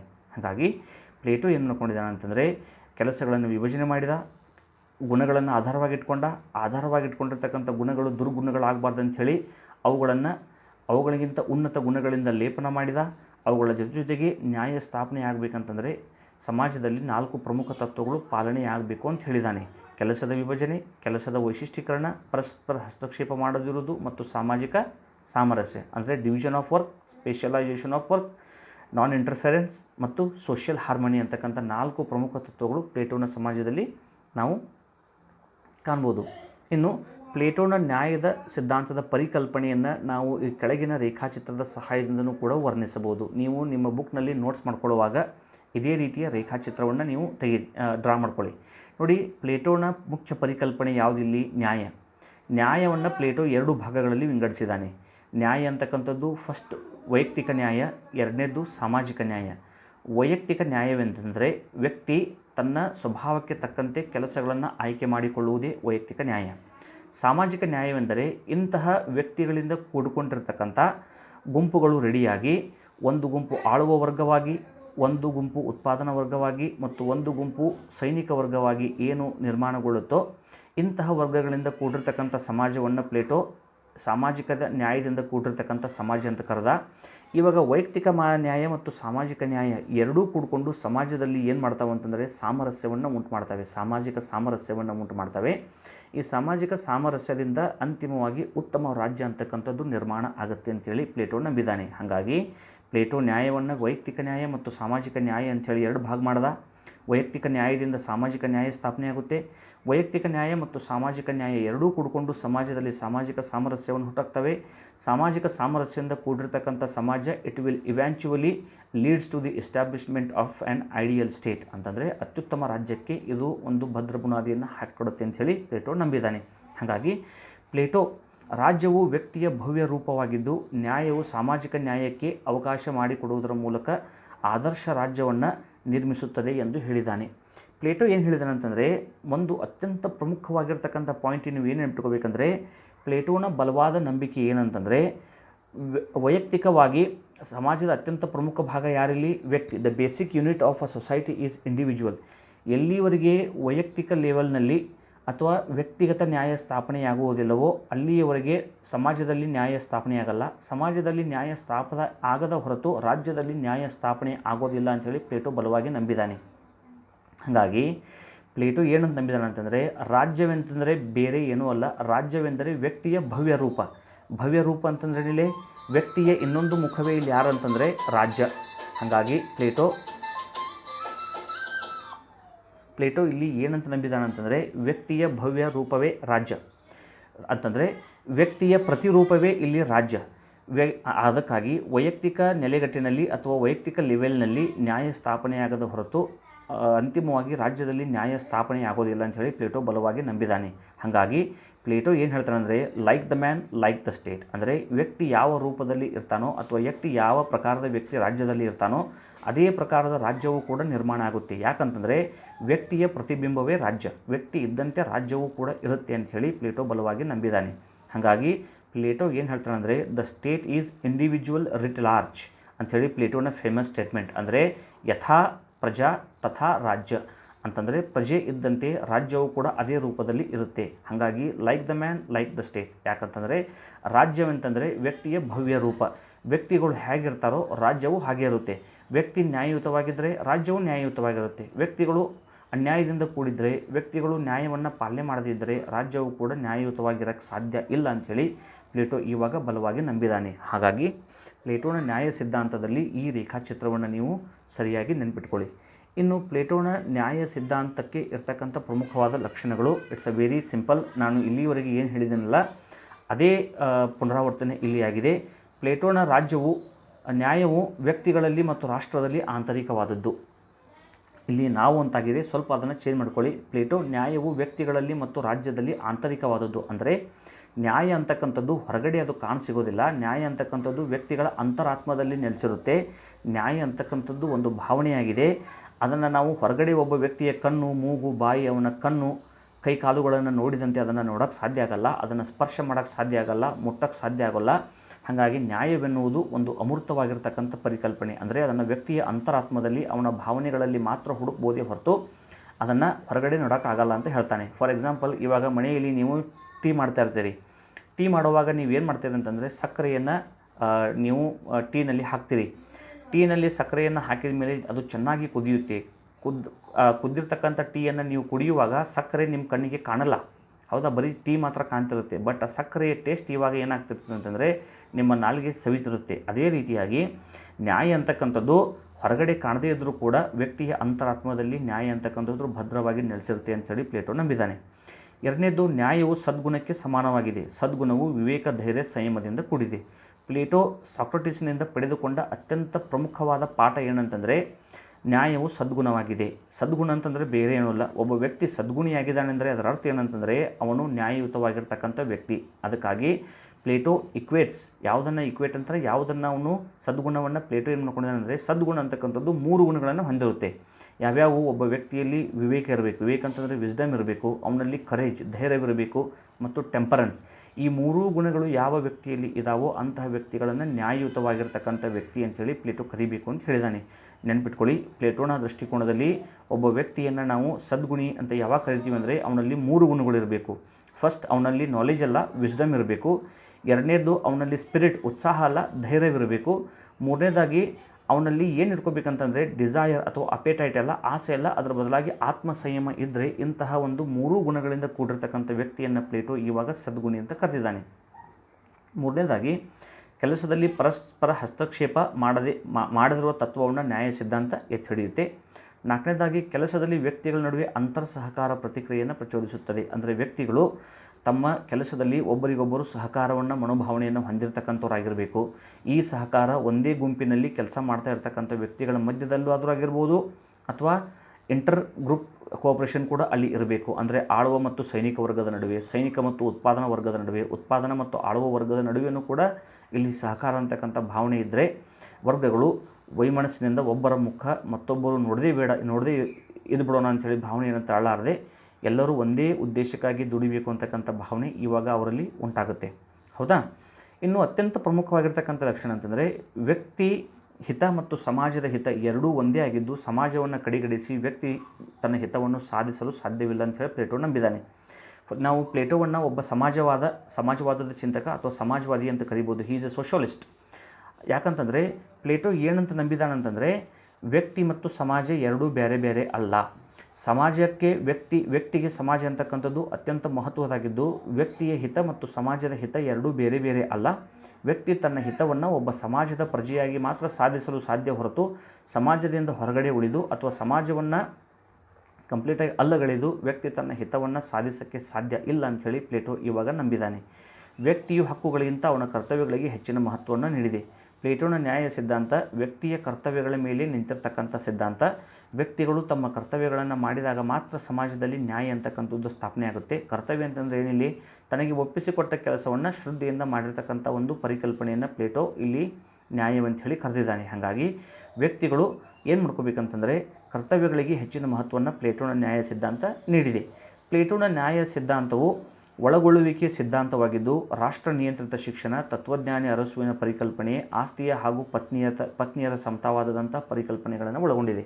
ಪ್ಲೇಟೋನ ನ್ಯಾಯ ಸಿದ್ಧಾಂತವು ಹಲವಾರು ಪರಿಕಲ್ಪನೆಗಳ ಆಧಾರದ ಮೇಲೆ ನಿಂತಿದೆ. ಪ್ಲೇಟೋ ತನ್ನ ರಾಜ್ಯದಲ್ಲಿ ನ್ಯಾಯ ಸ್ಥಾಪನೆ ಆಗಬೇಕಂತಂದರೆ ಬರೀ ಕೆಲಸದ ವಿಭಜನೆ ಮಾತ್ರ ಆದರೆ ಸಾಲದು, ಅದರ ಜೊತೆಗೆ ನ್ಯಾಯವನ್ನು ಪಾಲನೆ ಮಾಡಬೇಕಾಗಿರ್ತಕ್ಕಂಥ ಆಳುವ ವರ್ಗ ಯಾರಿಂದ ನಡೆಸಲ್ಪಡಬೇಕಂತಂದರೆ ತತ್ವಜ್ಞಾನಿಯನ್ನು ಹೊಂದಿರತಕ್ಕಂಥ ಅರಸನಿಂದ ನಡೆಸಲ್ಪಡಬೇಕು. ತತ್ವಜ್ಞಾನಿ ಅರಸು ಅಂತಂದರೆ ಅತ್ಯಂತ ಪ್ರಾಮಾಣಿಕವಾಗಿರ್ತಕ್ಕಂಥ ದಕ್ಷ ರಾಜ ಅಂಥೇಳಿ ಅದರ ಅರ್ಥ. ಶಿಕ್ಷಣ ಹೆಂಗಿರಬೇಕಂದ್ರೆ ಅತ್ಯುತ್ತಮವಾದ ಶಿಕ್ಷಣ ಅಲ್ಲಿ ಇರಬೇಕು. ಆಸ್ತಿಯ ಮತ್ತು ಪತ್ನಿಯರ ಸಮತಾವಾದಗಳು ಅಲ್ಲಿ ಇದ್ದರೆ ಉತ್ತಮವಾಗಿರ್ತಕ್ಕಂಥ ರಾಜ್ಯ ನಿರ್ಮಾಣ ಆಗುತ್ತೆ ಅಂತ ಪ್ಲೇಟೋ ಏನು ಮಾಡ್ಕೊಂಡಿದ್ದಾನೆ ಅಂತಂದರೆ ಇವಾಗ ನಂಬಿದ್ದಾನೆ. ಹಾಗಾಗಿ ಪ್ಲೇಟೋನ ನ್ಯಾಯ ಸಿದ್ಧಾಂತದ ಪ್ರಮುಖ ಲಕ್ಷಣಗಳನ್ನು ನೀವು ನೆನಪಿಟ್ಕೊಳ್ಳಿ. ಅಂತಿಮವಾಗಿ ನ್ಯಾಯ ಸಿದ್ಧಾಂತದ ವಿಮರ್ಶೆ, that means criticism of Plato's justice system. ಒಂದು ಇಂಪಾರ್ಟೆಂಟ್ ಪಾಯಿಂಟ್ನ ವಿದ್ಯಾರ್ಥಿಗಳು ನೆನಪಿಟ್ಕೋಬೇಕು. ಯಾವುದೇ ವಿಷಯವನ್ನು ನೀವು 360 ಡಿಗ್ರಿನಲ್ಲಿ ನೀವು ಅದನ್ನು ಸ್ಟಡಿ ಮಾಡಬೇಕು. ಯಾವುದೇ ಪರಿಕಲ್ಪನೆ ಇರಲಿ, ಯಾವುದೇ ಸಿದ್ಧಾಂತ ಇರಲಿ, ಯಾವುದೇ ವಿಷಯ ಇರಲಿ, ನೀವು ಆ ಸಿದ್ಧಾಂತವನ್ನು ಅಂತಿಮವಾಗಿ ವಿಮರ್ಶೆಯನ್ನು ಮಾಡಲೇಬೇಕು. ಅದು ಎಷ್ಟೇ ಒಳ್ಳೆಯ ಸಿದ್ಧಾಂತವಿದ್ದರೂ ಕೂಡ ಅದು ವಿಮರ್ಶೆಗೆ ಒಳಪಡಲೇಬೇಕು. ಎಷ್ಟೇ ಒಳ್ಳೆಯ ವಿಚಾರವಿದ್ದರೂ ಕೂಡ ಅದು ವಿಮರ್ಶೆಗೆ ಒಳಪಡಲೇಬೇಕು. ಯಾಕಂತಂದರೆ ಎಲ್ಲಿಯವರೆಗೆ ಒಂದು ವಿಷಯ ವಿಮರ್ಶೆಗೆ ಒಳಪಡುವುದಿಲ್ಲವೋ ಮತ್ತೆ ಹೊಸ ಜ್ಞಾನ ಹುಟ್ಟುವುದಕ್ಕೆ ಸಾಧ್ಯವೇ ಇಲ್ಲ. ಅದಕ್ಕಾಗಿಯೇ ಇವಾಗ ಹೆಗಲ್ ಅಂತಕ್ಕಂಥವರು ಒಬ್ಬರು ತತ್ವಜ್ಞಾನಿ ಏನು ಹೇಳ್ತಾರೆ ಅಂದರೆ ಥೀಸಿಸ್ ಆ್ಯಂಟಿಥೇಸಿಸ್ ಮತ್ತು ಸಿಂಥೆಸಿಸ್ ಅಂತಕ್ಕಂಥ ಪರಿಕಲ್ಪನೆಯನ್ನು ಅವರು ಕೊಡ್ತಾರೆ. ಹೆಗಲ್ ಅಂತಕ್ಕಂಥವ್ರು ಅಂದರೆ ಒಂದು ವಾದಕ್ಕೆ ಪ್ರತಿವಾದ, ವಾದ ಮತ್ತು ಪ್ರತಿವಾದಗಳ ತಿಕ್ಕಾಟದಿಂದ ಅಂತಿಮವಾಗಿ ಒಂದು ಹೊಸ ವಾದ ಅಂತಕ್ಕಂಥದ್ದು ಹುಡ್ತದೆ. ಮತ್ತು ಈ ಹೊಸ ವಾದಕ್ಕೆ ಮತ್ತೆ ಒಂದು ವಾದ ಉಂಟಾಗ್ತದೆ, ಆ ವಾದಕ್ಕೆ ಮತ್ತೆ ಪ್ರತಿವಾದ ಉಂಟಾಗ್ತದೆ, ಈ ಪ್ರತಿವಾದಕ್ಕೆ ಮತ್ತೊಂದು ಸಂಯೋಜನವಾದ ಉಂಟಾಗ್ತದೆ. ಇದು ಈ ರೀತಿಯಾಗಿ ಜ್ಞಾನ ಅಂತಕ್ಕಂಥದ್ದು ಸೈಕ್ಲಿಕಲ್ ಮ್ಯಾನರ್ನಲ್ಲಿ ಇದು ಮೂವ್ ಆಗ್ತಾ ಇರ್ತದೆ ಅಂತೇಳಿ ಹೆಗಲ್ ಹೇಳಿದ್ದಾರೆ. ಹಾಗಾಗಿ ಯಾವುದೇ ಒಂದು ವಿಷಯ ಇರಲಿ, ಯಾವುದೇ ಪರಿಕಲ್ಪನೆ ಇರಲಿ, ಯಾವುದೂ ಕೂಡ 100% ಅದು ಪರ್ಫೆಕ್ಟ್ ಇರಲ್ಲ. ಹಾಗಾಗಿ ನೀವು ಏನು ಮಾಡ್ಕೋಬೇಕಂತಂದರೆ ಅವುಗಳಿಗೆ ಕ್ರಿಟಿಸಿಸಮನ್ನು ಅಥವಾ ನೀವು ಅವುಗಳಿಗೆ ವಿಮರ್ಶೆಯನ್ನು ಮಾಡುವುದನ್ನು ಕಲ್ತ್ಕೊಳ್ಬೇಕು. ಹೀಗಾಗಿ ನ್ಯಾಯ ಸಿದ್ಧಾಂತದ ವಿಮರ್ಶೆ, ಪ್ಲೇಟೋನ ನ್ಯಾಯ ಸಿದ್ಧಾಂತವನ್ನು ಹಲವಾರು ಜನ ಮತ್ತು ಹಲವಾರು ಸ್ಟ್ರೀಮ್ ಆಫ್ ಥಾಟ್ಗಳು ಅಂತಂದರೆ ವಿಚಾರವಾದವನ್ನು ವ್ಯಕ್ತಪಡಿಸಿರ್ತಕ್ಕಂಥ ವಿದ್ವಾಂಸರು ನ್ಯಾಯ ಸಿದ್ಧಾಂತವನ್ನು ಟೀಕಿಸಿದ್ದಾರೆ. ಪ್ಲೇಟೋನ ನ್ಯಾಯ ಸಿದ್ಧಾಂತವನ್ನು ಉದಾರವಾದಿಗಳು, ಪ್ರಜಾಪ್ರಭುತ್ವವಾದಿಗಳು, ಮಾರ್ಕ್ಸ್ವಾದಿಗಳು, ಮಹಿಳಾವಾದಿಗಳು ಹಾಗೂ ಇತರರು ವಿಮರ್ಶಿಸಿದ್ದಾರೆ. The Plato's theory of justice was criticised by liberalist, democratists, Marxists, ಆಮೇಲೆ feminists and even by other scholars pursuing different stream of thoughts. ಹಾಗಾಗಿ ಪ್ಲೇಟೋನ ನ್ಯಾಯ ಸಿದ್ಧಾಂತವನ್ನು ಇಂಥ ವಾದಗಳನ್ನು ಪಾಲಿಸ್ತಾ ಇರ್ತಕ್ಕಂಥ ಅವುಗಳ ಫಾಲೋವರ್ಸ್ಗಳು ಇವಾಗ ಟೀಕಿಸಿದ್ದಾರೆ. ಪ್ಲೇಟೋನ ನ್ಯಾಯ ಸಿದ್ಧಾಂತದ ಪ್ರಮುಖ ವಿಮರ್ಶಕರೆಂದರೆ ಅರಿಸ್ಟಾಟಲ್, ಪ್ಲೇಟೋನ ಅತ್ಯಂತ ನೆಚ್ಚಿನ ಶಿಷ್ಯ ಅರಿಸ್ಟಾಟಲ್, ಬಾರ್ಕರ್ ಮತ್ತು ಕಾರ್ಲ್ ಪಾಪರ್ ಅಂತಕ್ಕಂಥವ್ರು ಪ್ಲೇಟೋನ ಒಬ್ಬ ಅತ್ಯಂತ ದೊಡ್ಡ ಕ್ರಿಟಿಕ್ ಅಂದರೆ ಪ್ಲೇಟೋನ ಅತ್ಯಂತ ಕಠಿಣವಾಗಿ ಅವನನ್ನು ಟೀಕಿಸಿದವರಲ್ಲಿ ಅಗ್ರಗಣ್ಯರು ಯಾರು ಅಂತಂದರೆ Karl pauper.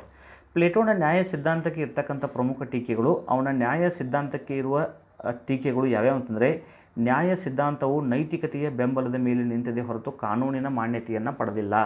ಪ್ಲೇಟೋಸ್ theory of justice is based on morality and it is not based on law. ಪ್ಲೇಟೋನ ನ್ಯಾಯ ಸಿದ್ಧಾಂತಕ್ಕೆ ಕಾನೂನಿನ ಬೆಂಬಲ ಇಲ್ಲ. ವ್ಯಕ್ತಿಗಳು ಅವುಗಳನ್ನು ಪಾಲನೆ ಮಾಡಲೂಬೋದು, ಮಾಡದೇನೂ ಕೂಡ ಇರಬಹುದು. ಪಾಲನೆ ಮಾಡದೇ ಇರತಕ್ಕಂಥ ವ್ಯಕ್ತಿಗೆ ಶಿಕ್ಷೆ ಕೊಡಲು ಇಲ್ಲಿ ಸಾಧ್ಯವಿಲ್ಲ. ಅಂದರೆ ನಮ್ಮ ಭಾರತದ ಸಂವಿಧಾನದಲ್ಲಿ directive principles of state policy ಇದಾವಲ್ಲ, ಅದೇ ಥರ directive principles of state policies are non enforceable. ಅವುಗಳಿಗೆ ಕಾನೂನಿನ ಮಾನ್ಯತೆ ಇಲ್ಲ. ರಾಜ್ಯ ಅವುಗಳನ್ನು ಪಾಲಿಸದಿದ್ದರೆ ಅವುಗಳಿಗೆ ಶಿಕ್ಷೆ ಆಗಲ್ಲ, ಬಟ್ ಮೂಲಭೂತ ಹಕ್ಕುಗಳು ಹಾಗಲ್ಲ. ಇದೇ ರೀತಿಯಾಗಿ ಪ್ಲೇಟೋ ಕೂಡ ಏನು ಮಾಡ್ಕೊಂಡಿದ್ದಾನೆ ಅಂತಂದರೆ, ಪ್ಲೇಟೋನ ನ್ಯಾಯ ಸಿದ್ಧಾಂತಕ್ಕೆ ಇರ್ತಕ್ಕಂಥದ್ದು ಬೆಂಬಲ ನೈತಿಕ ಬೆಂಬಲ ಹೊರತು ಕಾನೂನಿನ ಬೆಂಬಲ ಇಲ್ಲಿ ಇಲ್ಲ ಅಂತಕ್ಕಂಥದ್ದನ್ನು ನಾವು ಅತ್ಯಂತ ಪ್ರಮುಖವಾಗಿರ್ತಕ್ಕಂಥ ದೋಷ ಅಂಥೇಳಿ ನಾವು ನೆನ್ಪಿಟ್ಕೊಳ್ಬೇಕು. ಎರಡನೇದು, ಪ್ಲೇಟೋನ ನ್ಯಾಯ ಸಿದ್ಧಾಂತದ ಪ್ಲೇಟೋ ಕೇವಲ ವ್ಯಕ್ತಿಯ ಕರ್ತವ್ಯಗಳಿಗೆ ಮಾತ್ರ ಹೆಚ್ಚಿನ ಮಹತ್ವವನ್ನು ನೀಡಿದ್ದು ವ್ಯಕ್ತಿಯನ್ನು ರಾಜ್ಯದ ಅಡಿಯಾಳಾಗಿ ಪರಿವರ್ತಿಸುತ್ತದೆ. This is a very fair criticism against Plato's theory of justice. ಯಾಕಂತಂದರೆ ನೀವು ಪ್ಲೇಟೋನ ನ್ಯಾಯದ ಸಿದ್ಧಾಂತದ ಲಕ್ಷಣಗಳಲ್ಲಿ ಪ್ಲೇಟೋ ಒಂದು ಪಾಯಿಂಟ್ ಹೇಳಿದ್ದಾನೆ, ವ್ಯಕ್ತಿಯ ಹಿತ ಮತ್ತು ಸಮಾಜದ ಹಿತ ಬೇರೆ ಬೇರೆ ಅಲ್ಲ. ಸಮಾಜಕ್ಕೆ ಏನು ಅವಶ್ಯಕವೋ ವ್ಯಕ್ತಿಗೂ ಅದೇ ಅವಶ್ಯಕ. ಸಮಾಜಕ್ಕೆ ಏನು ಬೇಕೋ ಅದು ವ್ಯಕ್ತಿಗೆ ಬೇಕು, ಸಮಾಜಕ್ಕೆ ಏನು ಬೇಡ ಅದು ವ್ಯಕ್ತಿಗೂ ಬೇಡ. ಅಂದರೆ ಇವಾಗ ಪ್ಲೇಟೋ ಒಂದು ಕಡೆ ವ್ಯಕ್ತಿಗಿಂತ ಸಮಾಜಕ್ಕೆ ಹೆಚ್ಚಿನ ಮಹತ್ವವನ್ನು ಒದಗಿಸಿದ್ದಾನೆ. ಹೀಗಾಗಿ ವ್ಯಕ್ತಿಯನ್ನು ಪ್ಲೇಟೋ ಇವಾಗ ಸಮಾಜದ ಅಡಿಯಾಳಾಗಿ ಪರಿವರ್ತಿಸಿದ್ದಾನೆ. ಇದರ ಅರ್ಥ ಏನಂತಂದರೆ, ವ್ಯಕ್ತಿಯ ಸ್ವಾತಂತ್ರ್ಯವನ್ನು ಪ್ಲೇಟೋ ಕಸಿದುಕೊಳ್ತಕ್ಕಂಥ ಕೆಲಸವನ್ನು ಇವನು ನಿರ್ವಹಿಸಿದ್ದಾನೆ ಅಂಥೇಳಿ ಕೆಲವು ಟೀಕಾಕಾರರು ಪ್ಲೇಟೋವಿನ ನ್ಯಾಯ ಸಿದ್ಧಾಂತದ ಮೇಲೆ ಟೀಕೆಯನ್ನು ವ್ಯಕ್ತಪಡಿಸಿದ್ದಾರೆ. ಇನ್ನು ಪ್ಲೇಟೋವಿನ ನ್ಯಾಯ ಸಿದ್ಧಾಂತ ಒಂದು ಪ್ರಮುಖವಾಗಿರ್ತಕ್ಕಂಥ ಮುಂದಿನ ಅವನ ಕೆಲಸದ ವಿಭಜನೆ ದೋಷಪೂರಿತವಾಗಿದೆ. ಯಾಕಂತಂದರೆ ಪ್ಲೇಟೋ ಸಮಾಜದಲ್ಲಿ ಕೇವಲ ಮೂರು ಪ್ರಮುಖವಾದ ವರ್ಗಗಳಿರಬೇಕು, 3 ಗುಣಗಳನ್ನು ಮಾತ್ರ ಲೆಕ್ಕಕ್ಕೆ ತೊಗೊಂಡಿದ್ದಾನೆ. ಬಟ್ ಸಮಾಜದಲ್ಲಿ ಇತರೆ ವರ್ಗಗಳು ಕೂಡ ಅಲ್ಲಿ ಇರಬೇಕಾ ಅಥವಾ ಬೇಡವಾ ಅನ್ನೋದ್ರ ಬಗ್ಗೆ ಪ್ಲೇಟೋ ಏನೂ ಹೇಳಿಲ್ಲ. ಈ 3 ಗುಣಗಳು ಅಲ್ಲದೆ ಬೇರೆ ಗುಣಗಳು ವ್ಯಕ್ತಿಯಲ್ಲಿ ಏನದಾವಲ್ಲ ಅವುಗಳ ಆಧಾರವನ್ನು ನಾವು ಕೆಲಸವನ್ನು ಮಾಡಬೇಕಾದ್ರೆ ಅವುಗಳನ್ನು ಆಧಾರವಾಗಿ ಇಟ್ಕೊಳ್ಬೇಕಾ ಬೇಡವಾ ಅನ್ನೋತಕ್ಕಂಥದ್ದನ್ನು ಕೂಡ ಪ್ಲೇಟೋ ಏನೂ ಇಲ್ಲಿ ಹೇಳಕ್ಕೆ ಹೋಗಿಲ್ಲ. ಹಾಗಾಗಿ ಪ್ಲೇಟೋನ ಅವನ ಪ್ರಮುಖವಾಗಿರ್ತಕ್ಕಂಥ ವರ್ಗೀಕರಣ, ಯಾವ ವರ್ಗೀಕರಣ, ಕೆಲಸದ ವಿಭಜನೆಯೂ ಕೂಡ ಅತ್ಯಂತ ದೋಷಪೂರಿತವಾಗಿರ್ತಕ್ಕಂಥ ಒಂದು ವಿಭಜನೆ ಅಂತೇಳಿ ಕೆಲವರು ಟೀಕೆ ಮಾಡಿದ್ದಾರೆ. ಕೇವಲ ಒಂದೇ ವರ್ಗಕ್ಕೆ ಆಳುವ ಅಧಿಕಾರವನ್ನು ನೀಡಿದ್ದು ರಾಜಕೀಯ ಸಮಾನತೆಯನ್ನು ಹುಟ್ಟುಹಾಕುತ್ತದೆ. ಕೇವಲ ಯಾರಲ್ಲಿ ವಿವೇಕ ಅಥವಾ ಜ್ಞಾನವಿದೆಯೋ ಅವರು ಮಾತ್ರ ರಾಜ್ಯವನ್ನು ಆಳಬೇಕು ಅಂಥೇಳಿ ಪ್ಲೇಟೋ ಹೇಳಿದ್ದು. ಭಾರತದಲ್ಲಿ ಕೇವಲ ಬ್ರಾಹ್ಮಣರು ಮಾತ್ರ ವೇದಗಳನ್ನು ಓದಬೇಕು, ಕ್ಷತ್ರಿಯರು ಮಾತ್ರ ರಾಜ್ಯವನ್ನು ಆಳಬೇಕು ಅಂತ ಏನು ಹೇಳಿದ್ರಲ್ಲ ಅದಕ್ಕೆ ನಾವು ಸಮ ಅಂಥೇಳಿ ಭಾವಿಸ್ಬೋದು. ಇವಾಗ ಪ್ಲೇಟೋ ಏನು ಮಾಡಿದ್ದಾನೆ ಅಂತಂದರೆ, ಕೇವಲ ಒಂದೇ ವರ್ಗಕ್ಕೆ ಆಳುವ ಅಧಿಕಾರವನ್ನು ಕೊಡುವುದರ ಮೂಲಕ ಅವನು ಸಾಮಾಜಿಕ ಅಸಮಾನತೆ ಮತ್ತು ರಾಜಕೀಯ ಅಸಮಾನತೆಗೂ ಕೂಡ ದಾರಿ ಮಾಡಿಕೊಟ್ಟಿದ್ದಾನೆ. ಎಲ್ಲಕ್ಕಿಂತ ಇಂಪಾರ್ಟೆಂಟಾಗಿ ಕಾರ್ಲ್ ಪಾಪರ್ ಅವರು ಪ್ಲೇಟೋನ ನ್ಯಾಯ ಸಿದ್ಧಾಂತವು ಸರ್ವಾಧಿಕಾರಿ ಸರ್ಕಾರಕ್ಕೆ ಅವಕಾಶವನ್ನು ಮಾಡಿಕೊಡುತ್ತದೆ. ಆದ್ದರಿಂದ ಪ್ಲೇಟೋ ಮುಕ್ತ ಸಮಾಜದ ವೈರಿಯಾಗಿದ್ದಾನೆಂದು ಟೀಕಿಸಿದ್ದಾರೆ. ಕಾರ್ಲ್ ಪಾಪರ್ ಏನಂತಾರಂತಂದರೆ, Plato was the enemy of open society. Enemy of open society ಅಂತಂದರೆ ಮುಕ್ತ ಸಮಾಜ. ಮುಕ್ತ ಸಮಾಜ ಅಂತಂದರೆ ಪ್ರಜಾಪ್ರಭುತ್ವ ಸಮಾಜ. ಪ್ಲೇಟೋ ಪ್ರಜಾಪ್ರಭುತ್ವ ಸಮಾಜದ ವಿರೋಧಿ. ಪ್ರಜಾಪ್ರಭುತ್ವ ಸಮಾಜಕ್ಕೆ ಅವನು ಒಬ್ಬ ವಿಲನ್. ಯಾಕಂತಂದರೆ ಕೆಲಸವನ್ನು ಕೇವಲ 3 ವರ್ಗಗಳಿಗೆ ಹಂಚಿಬಿಟ್ಟ. ಒಂದು ವರ್ಗ ಕೆಲಸ ಮತ್ತೊಂದು ವರ್ಗ ಮಾಡಬಾರ್ದಂತ ಹೇಳಿಬಿಟ್ಟ. ವ್ಯಕ್ತಿ ತನಗೆ ಒಪ್ಪಿಸಿದ ಕೆಲಸವನ್ನು ಕಡ್ಡಾಯವಾಗಿ ಮಾಡಲೇಬೇಕಂತ ಹೇಳಿದ. ಆಳುವ ವರ್ಗವನ್ನು ಕೇವಲ ಒಂದೇ ವರ್ಗಕ್ಕೆ ಕೊಟ್ಟ, ವರ್ಗಕ್ಕೆ ಕೆಲಸವನ್ನು ಒಪ್ಪಿಸಿದ. ಇದರಿಂದ ಪ್ರಜಾಪ್ರಭುತ್ವದ ಮೌಲ್ಯಗಳಾಗಿರ್ತಕ್ಕಂಥ ನ್ಯಾಯ, ಸ್ವಾತಂತ್ರ್ಯ, ಸಮಾನತೆ, ಭ್ರಾತೃತ್ವ ಅಂತಕ್ಕಂಥ ತತ್ವಗಳಿಗೆ ಪ್ಲೇಟೋ ಕೊಡಲಿ ಏಟು ಕೊಟ್ಟಿದ್ದಾನಂತ ಹೇಳಿ ಪ್ಲೇಟೋನ ಬಗ್ಗೆ ಕಾರ್ಲ್ ಪಾಪರ್ ಏನು ಮಾಡ್ತಾ ಇದ್ದಾರೆ ಅಂತಂದರೆ ಅತ್ಯಂತ ಕಟುವಾದ ಟೀಕೆಯನ್ನು ಮಾಡ್ತಾರೆ. Plato's theory of justice lead to dictatorship or autocratic rule. ಆದ್ದರಿಂದ ಪ್ಲೇಟೋ ತನ್ನ ಮುಕ್ತ ಸಮಾಜದ ವೈರಿಯಾಗಿದ್ದಾನೆ. That's why Karl Popper criticises Plato that he is the enemy of open society. Open society ಅಂತಂದರೆ ಪ್ರಜಾಪ್ರಭುತ್ವ ಸಮಾಜದ ಅವನು ಒಬ್ಬ ದೊಡ್ಡ ವೈರಿ ಅಂತ ಹೇಳಿ ಕಾರ್ಲ್ ಪಾಪರ್ ಟೀಕಿಸಿದ್ದಾನೆ. ಇಷ್ಟೆಲ್ಲ ಟೀಕೆಗಳ ಆಚೆಗೂ ಕೂಡ ಪ್ಲೇಟೋನ ನ್ಯಾಯ ಸಿದ್ಧಾಂತವನ್ನು ನಾವು ಒಂದು ಅತ್ಯಂತ ಮಹತ್ವದ ಸಿದ್ಧಾಂತವೆಂತಲೇ ಭಾವಿಸಬೇಕು. ಯಾವುದೇ ಒಬ್ಬ ರಾಜಕೀಯ ಚಿಂತಕನ ವಿಚಾರಗಳು ಅವನ ಸಮಕಾಲೀನದ ಪರಿಸ್ಥಿತಿಗಳ ಒಂದು ಪ್ರತಿಫಲವೇ ಆಗಿರ್ತವೆ. ಪ್ಲೇಟೋನ ನ್ಯಾಯ ಸಿದ್ಧಾಂತದ ಅವನ ವಿಚಾರಗಳು ನಮಗೆ ಇವಾಗ ಅವು ತಪ್ಪಾಗಿ ತೋರ್ಬೋದು. ಬಟ್ ಆವಾಗಿನ ಪ್ರಾಚೀನ 3ನೇ ಮತ್ತು 4ನೇ ಶತಮಾನದ ಗ್ರೀಕ್ ನಗರ ರಾಜ್ಯಗಳ ಸ್ಥಿತಿಗಳಿಗೆ ಅನುಗುಣವಾಗಿಯೇ ಪ್ಲೇಟೋ ಏನು ಮಾಡ್ಕೊಂಡಿದ್ದಾನೆ ಅಂತಂದರೆ ತನ್ನ ನ್ಯಾಯ ಸಿದ್ಧಾಂತವನ್ನು ಅವನು ವ್ಯಕ್ತಪಡಿಸಿದ್ದಾನೆ. ಮುಂದೆ ಪ್ಲೇಟೋನ ನ್ಯಾಯ ಸಿದ್ಧಾಂತ ಅಂತಕ್ಕಂಥದ್ದು ಮುಂದೆ ಬರ್ತಾ ಇರತಕ್ಕಂಥ ಅವನ ಶಿಷ್ಯರಾಗಿರ್ತಕ್ಕಂಥ ಅರಿಸ್ಟಾಟಲ್ ಆಗಿರ್ಬೋದು, ಅವನ ತರುವಾಯ ಬಂದಿರತಕ್ಕಂಥ ಹಲವಾರು ರಾಜಕೀಯ ಚಿಂತಕರಿಗೆ ಮಹತ್ವದ ವಿಚಾರವಾಗಿ ಪರಿಣಮಿಸಿತು. ಅದರ ಆಧಾರದ ಮೇಲೆ ಹಲವಾರು ಸಿದ್ಧಾಂತಗಳು, ವಿಚಾರಗಳು ಮುಂದೆ ವ್ಯಕ್ತಪಡಿಸಲ್ಪಟ್ಟವು. ಒಟ್ಟಾರೆಯಾಗಿ ಪ್ಲೇಟೋನ ನ್ಯಾಯ ಸಿದ್ಧಾಂತ ದೋಷಗಳಿಂದ ಕೂಡಿದ್ರೂ ಕೂಡ ಅದೊಂದು ರಾಜಕೀಯ ಪರಿಕಲ್ಪನೆಯಲ್ಲಿ ಅಥವಾ ನ್ಯಾಯ ಅಂತಕ್ಕಂಥದ್ದು ಏನು, ಅದು ಹೆಂಗಿರಬೇಕು, ಕೆಲಸದ ವಿಭಜನೆ ಹೆಂಗಿರಬೇಕು ಅಂತಕ್ಕಂಥ ಹೇಳಿಕೊಟ್ಟಿದ್ದಕ್ಕೆ ಒಂದು ಅತ್ಯಂತವಾಗಿರ್ತಕ್ಕಂಥ ಮಹತ್ವದ ಪರಿಕಲ್ಪನೆ. ಹಾಗಾಗಿ ಪ್ಲೇಟೋನ ನ್ಯಾಯ ಸಿದ್ಧಾಂತ ರಿಪಬ್ಲಿಕ್ನಲ್ಲಿ ಏನು ಬರೆಯಲ್ಪಟ್ಟಿದೆಯೋ ಅದೊಂದು ಅತ್ಯಂತ ಪ್ರಮುಖವಾಗಿರ್ತಕ್ಕಂಥ ಸಿದ್ಧಾಂತ ಅಂಥೇಳಿ ವಿದ್ಯಾರ್ಥಿಗಳು ನೆನ್ಪಿಟ್ಕೊಳ್ಳಿ. ಹಾಗಾಗಿ ಪ್ಲೇಟೋನ ನ್ಯಾಯ ಸಿದ್ಧಾಂತ ಅಂತಕ್ಕಂಥದ್ದು ಏನಿದೆ, ಈ ನ್ಯಾಯ ಸಿದ್ಧಾಂತದ ಬಗ್ಗೆ ನೀವು ಇಷ್ಟು ನೋಟ್ಸ್ಗಳನ್ನು ಮಾಡಿ ಇಟ್ಕೊಳ್ಳಿ. ಅತ್ಯಂತ ಡಿಟೇಲ್ ಆಗಿ ನಾನು ನೋಟ್ಸ್ಗಳನ್ನು ಮಾಡಿದ್ದೀನಿ, ಸ್ಲೈಡ್ಗಳನ್ನು ಕೂಡ ರೆಡಿ ಮಾಡಿದ್ದೀನಿ. ಯಾವುದೇ ವಿದ್ಯಾರ್ಥಿಗಳಿಗೆ ಯಾವುದೇ ಭಾಗದಲ್ಲಿ ತಿಳಿದೇ ಇದ್ದರೆ ಇಮಿಡಿಯೇಟಾಗಿ ಕಾಲ್ ಮಾಡಿ ಅಥವಾ ವಾಟ್ಸಪ್ ಗ್ರೂಪ್ಗಳಲ್ಲಾದರೂ ನೋಟ್ಸ್ ನಿಮ್ಮ ಪ್ರಶ್ನೆಗಳೇನಾದರೂ ಇದ್ದರೆ ಅಪ್ಲೋಡ್ ಮಾಡಿ ಉತ್ತರಗಳನ್ನು ಪಡೆದುಕೊಳ್ಳಿ ಅಂತ ಹೇಳ್ತಾ ಎಲ್ಲ ವಿದ್ಯಾರ್ಥಿಗಳಿಗೆ ಮತ್ತೊಮ್ಮೆ ಆರೋಗ್ಯದಿಂದಿರಿ, ಚೆನ್ನಾಗಿರಿ ಅಂತ ಹೇಳ್ತಾ ಈ ವಿಡಿಯೋವನ್ನು ಇಲ್ಲಿಗೆ ಮುಗಿಸ್ತಾ ಇದ್ದೀನಿ.